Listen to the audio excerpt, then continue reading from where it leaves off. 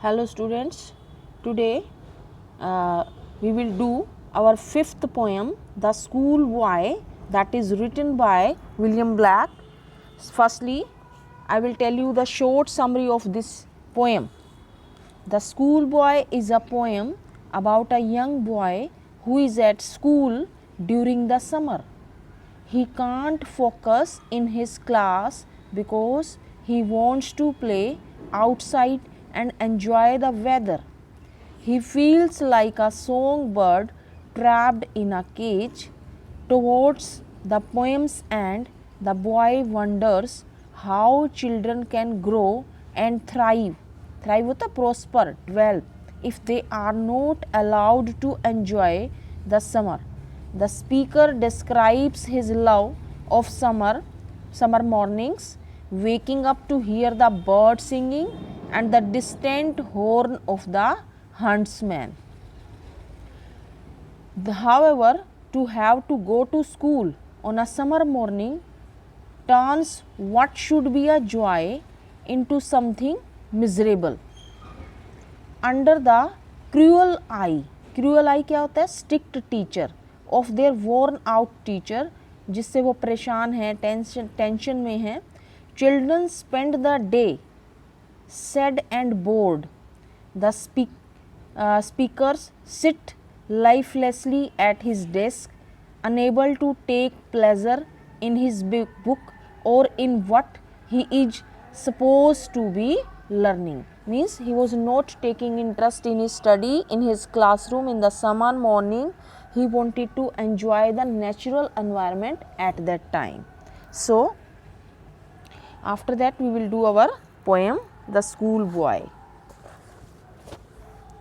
The schoolboy in the poem is not a happy child. What makes him unhappy?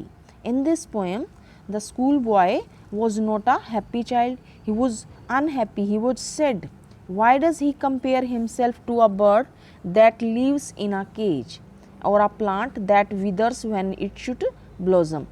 यहाँ पर इस poem के अंदर उस स्टूडेंट को, उस बच्चे को एक बर्ड के साथ कंपेयर किया गया है जिसको पिंजरे में रखा जाता है, और ऐसी प्लांट्स को जिसको खिलने से पहले ही तोड़ दिया जाता है, डिस्ट्रॉय कर दिया जाता है. I love to rise in a summer morn when the birds sing on every tree. Means the schoolboy likes to wake up in the summer morning, but when the birds are singing on every tree, the distant huntsman winds his horn. जो दूर से huntsman है उनकी आवाज़ें आ रही हैं. Winds means they are moving with their horn. And the skylark was also singing with me. मतलब he also wants to hear the skylark singing in the summer morning. Oh, what sweet company. Means he wants to rise early in the morning in the summer and he wants to enjoy the natural environment. These sweet company कौन है यहाँ पर? जो birds की singing है, distant huntsman है, skylark singing है, ये उसके लिए sweet company है.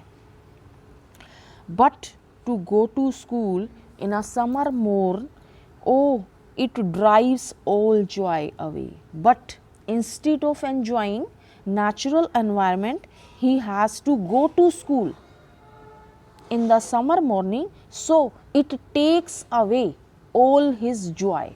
अगर उसको समर मॉर्निंग में नेचुरल एनवायरनमेंट को एंजॉय करने की बजाय स्कूल में जाना पड़ता है तो इससे उसकी सारी एंजॉयमेंट ख़त्म हो जाती है.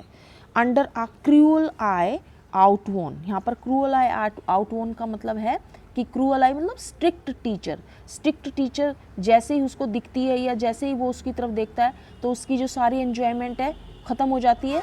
He was converted into a sad child. The little ones spend the day, जो पूरे बच्चे हैं सारे, जो लिटल वंस मतलब children, spend their days in sighing and dismay. Dismay मतलब शॉक, टेंशन, और साइंग होता है जैसे हम आहें भरते हैं, कोल्ड ब्रीदिंग, जब हम खुश नहीं होते.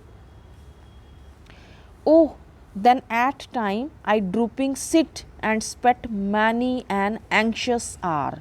फिर भी वो जैसे कि हम ड्रूपिंग सिट का मतलब क्या होता है, हैंग डाउन फॉर एक्सर्शन, जब हम थके हुए लटके हुए बैठे होते हैं थके से, फिर भी हम जाकर वो कहाँ पर अपनी क्लासरूम में बैठ जाते हैं, and spend many hours in tension, in shock, in nor in my book can I take delight.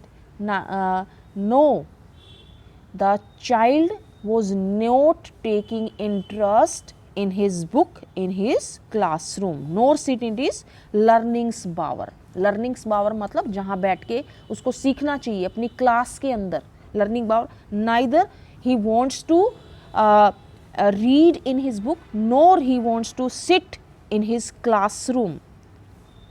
Learning bower means not interested in his class. Worn through with the dreary shower. Dreary shower होता है uninteresting study. Uninteresting study. Worn through मतलब he was worried due to his uninteresting study कि कैसे मुझे इस माहौल के अंदर फोर्सफुली बैठना पड़ रहा है, फोर्सफुली पढ़ना पड़ रहा है, इससे जो है उसकी फिजिकल ग्रो और मेंटल ग्रो रुक जाएगी।